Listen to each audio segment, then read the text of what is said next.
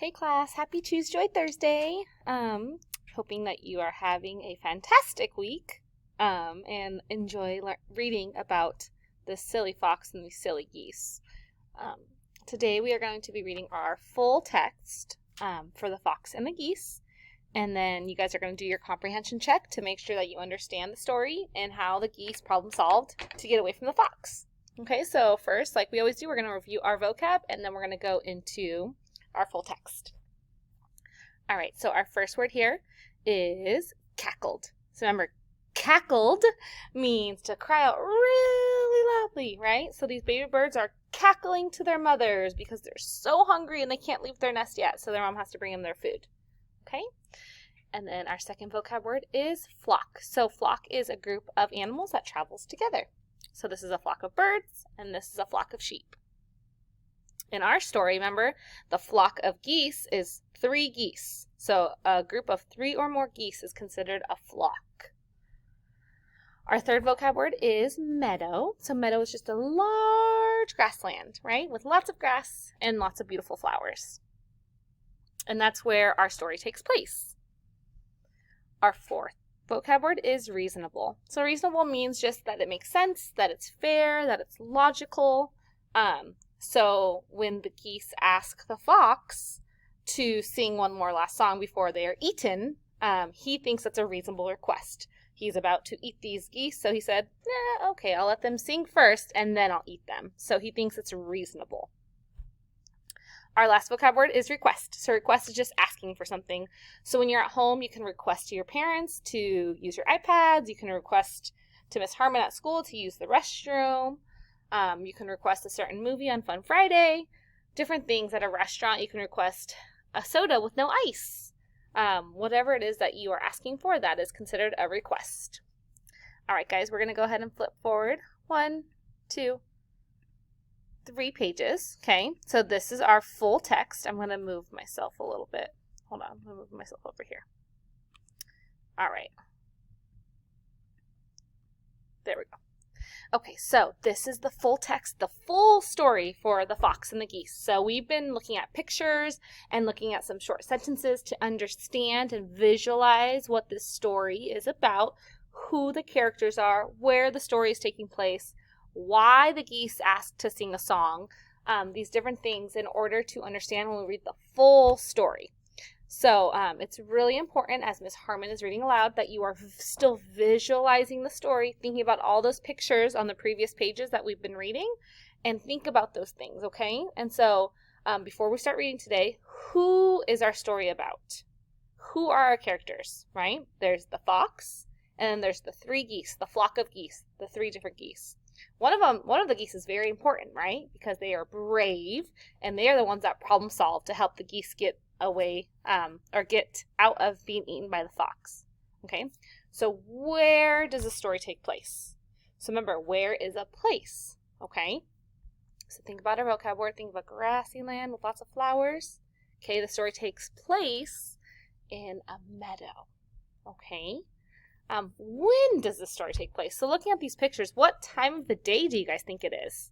Do you guys think it's morning, afternoon, or night? Right? I think based on the pictures, it's a little hard. It's just during the day. Maybe right in the afternoon.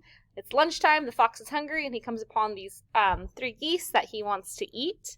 Okay? And then what happens in the story, right?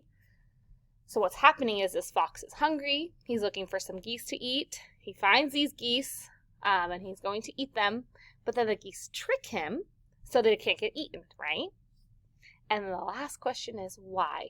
Why do the geese ask to sing a song to the fox? Why? I mean, they're about to be eaten. Why would they ask to sing a song? Right? They're problem solving.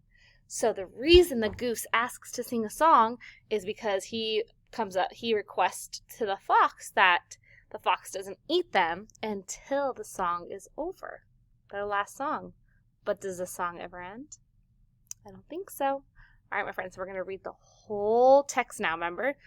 Visualizing, color, perspective, where, what, who, number, how many geese are there, how many fox are there, right? What does the setting look like?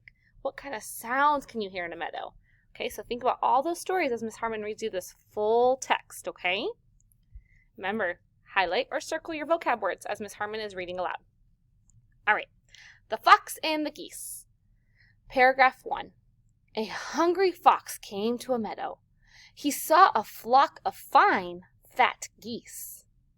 The fox smiled and licked his lips. He quietly crept up on the geese. Then he smiled again and said, I have come at the right time. You are sitting together quite beautifully. I can eat you up, one after the other. Paragraph 2, my friends. The geese cackled with terror. They sprang up and began to wail. Then they begged for their lives. The poor geese were beside themselves with fear. They were so scared. They were, please, Mr. Fox, please don't eat us. Please help us. Don't eat us. Don't eat us, right? They're cackling. They're making all these loud noises for help. Anybody to help them. Then they're so scared. They don't want to be eaten by the fox. Paragraph 3. But the fox would listen to nothing.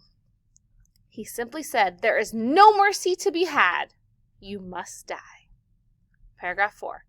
At length, one brave goose took heart and said, if we poor geese are to give up our young lives, show us a favor. What is this brave geese going to ask for? Do you remember? Right? To sing a song. Paragraph 5. The fox listened. Though his stomach was growling with anticipation, right? He's so hungry. His tummy's growling, and he just wants to eat these geese. Paragraph 6. The goose continued, please allow us one more song. That way we may die happy and free. After the song, we will place ourselves in a row so you can pick out the fattest to eat first. Paragraph 7. This made sense to the fox. One plump goose would make the start of a good meal. I think your request is reasonable, said the fox. Sing away. I will not eat you until you are done. Paragraph 8. The first goose began a good long song, repeating ga ga ga ga ga ga. As she would make no end to her song, the second goose did not wait until her turn came. She too began singing ga ga. The third goose followed her. Soon they were all cackling together. Ga ga ga. Paragraph 9. When the geese have finished their singing, the story shall be continued further. But at present, they are still singing without stopping. And that fox is still very hungry. Right? So one brilliant goose decided that in order to save himself and his fellow goose friends, they would start singing. And then once they were done, the fox could eat them. But they're never going to stop singing. So he made a great choice to trick the fox so they didn't get eaten. Okay, guys? I hope you guys enjoyed the story today. I really had fun reading it to you. And I hope you have a fabulous weekend. Don't forget to do your comprehension check. Miss Harmon checks those every week to make sure that you are doing your reading and you're listening and understanding what the story is about. And I will see you next week to read. All right, guys. Bye.